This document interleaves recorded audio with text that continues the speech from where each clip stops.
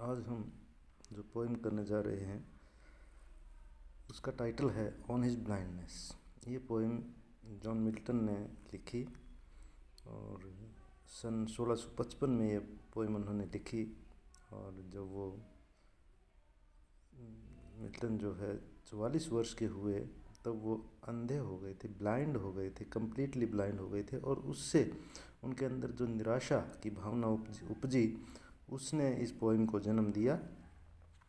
पहले हम थोड़ा सा मिल्टन साहब के बारे में बात करेंगे कि वो एक प्यूरिटन परिवार में उन्होंने जन्म लिया।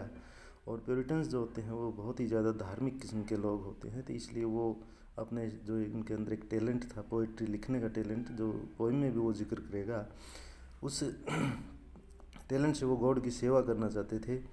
और उस परिवार में उन्होंने जन्म लेकर गॉड की सेवा करने की जो उन्होंने सोची थी, वो 44वें वर्ष में जो वो ब्लाइंड हो गए, कम्प्लीटली ब्लाइंड हो गए, तो उनके अंदर एक निराशा ने घर कर लिया, जिससे उन्होंने ये छोटी सी एक सोनेट लिखी।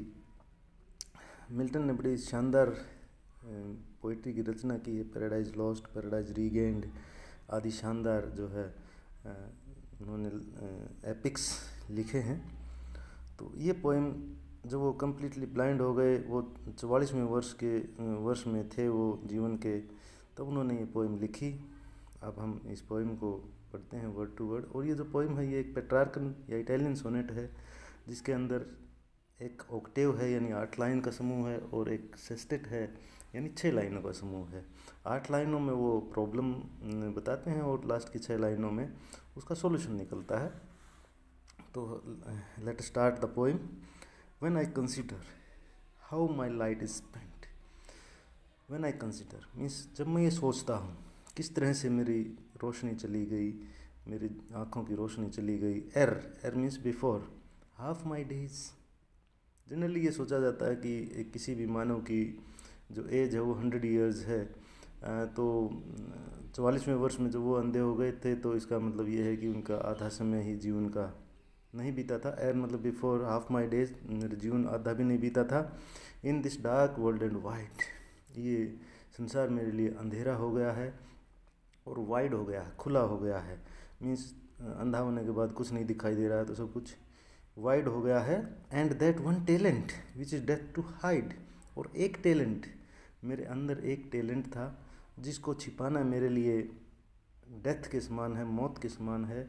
वन टैलेंट, जो एक टैलेंट मेरे अंदर पोइट्री लिखने का टैलेंट था, वो मेरे लिए मौत के समान है। लॉस्ड विद मी यूजलेस, वो मेरे अंदर बेकार में ही रहेगा, पड़ा रहेगा, उसका कोई भी उपयोग नहीं हो पाएगा। दो माई सोल मोर बेंट, यद्यपि मेरी आत्मा का झुकाव ज़्यादा है। To serve there with my maker, मेरा मेकर जो गॉड हैं उनकी सेवा करने की मेरी बहुत ज़्यादा इच्छा है, मेरी आत्मा चाहती है। And my present my true account, और मैं जब गॉड के पास जाऊंगा तो मैं बताऊंगा उनको कि यस, मैंने आपकी इस प्रकार से सेवा की है, पोइट्री लिखकर सेवा की है, लेकिन अब वो टैलेंट मेरा बेकार चला जाएगा। लेस्ट ही रिटर्निंग चाइल्ड, अदरवाइज जो गॉड हैं वो जब मैं वापस जाऊंगा तो मेरे को चाइल्ड करेंगे, मेरे ऊपर गुस्सा होंगे, तो कहीं ऐसा ना हो, इसलिए मैं ये सेवा करना चाहता हूँ। अब अपने आप से एक क्वेश्चन पूछता है, doth God exact day labour light denied, कि क्या भगवान उस आदमी से भी उतनी ही मेहनत करवाना चाहता है जिसकी आंखों की रोशनी चली गई है।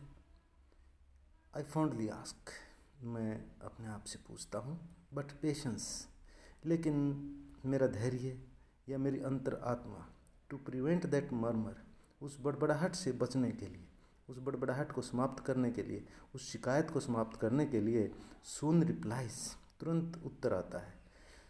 अंदर से धैर्य मेरा उत्तर देता है। क्या उत्तर देता है? God doth not need either man's work or his own gifts, भगवान को ना तो आदमी के किसी काम की ज़रूरत, ना उसके दिए हुए गिफ्ट के बदले में कुछ गॉड को चाहिए। गिफ्ट्स हैं, हमारी आंखें हैं, हाथ हैं, जो भी कुछ गॉड ने हमें दिया है वो हमारे लिए गिफ्ट्स के समान है, तो गॉड को नहीं चाहिए उनके बदले में कुछ भी। Who best bear his mild yoke, जो सबसे बढ़िया ढंग से उनके माइल्ड हल्के जुए को जो थाम लेता है, मीन्स अपने जो गॉड ने उनको उसको कर्म करने को बताया है, वो कर्म अगर सही ढंग से मानव करता रहता है, दे सर्व हिम बेस्ट, वे भगवान की सबसे बढ़िया सेवा करते हैं। हिज स्टेट इज़ किंगली, उनकी उसकी जो अवस्था है, गॉड की जो अवस्था है, वो तो राजा के समान है। थाउजेंड्स, हजारों देवता एट हिज बिडिंग स्पीड, अपनी पूरी स्पीड के साथ, and post over land and ocean without rest, और जो पूरी जो है ना ज़मीन पर, समुद्रों पर बिना किसी एक क्षण का भी आराम किए हुए तैनात रहते हैं।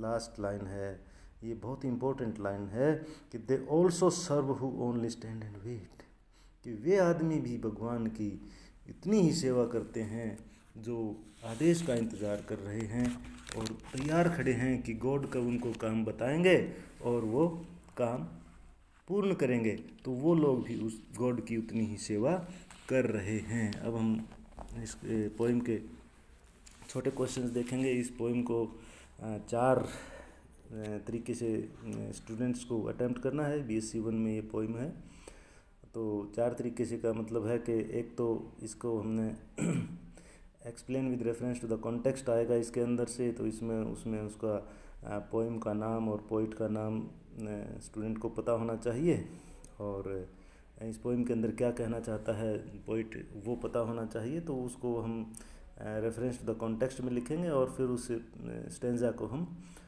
एक्सप्लेन करेंगे, एक्सप्लेनेशन देंगे। दूसरा इसके अंदर जो है कॉम्प्रीहेंशन के लिए आ सकता है कोई स्टेंजा, उसके अंदर से छोटे क्वेश्चंस आएंगे, उनको अटेम्प्ट करना है। और तीसरा इस पोइम के अंदर से जो शॉर्ट आंसर टाइप क्वेश्चन आएंगे, suggested short type question, short answer type questions, ये अभी हम करेंगे। और एक आएगा ऐसे टाइप क्वेश्चन। तो पहले हम देखते हैं short answer type questions. First question है, how does Milton regret the loss of his light, किस तरह से वो अपने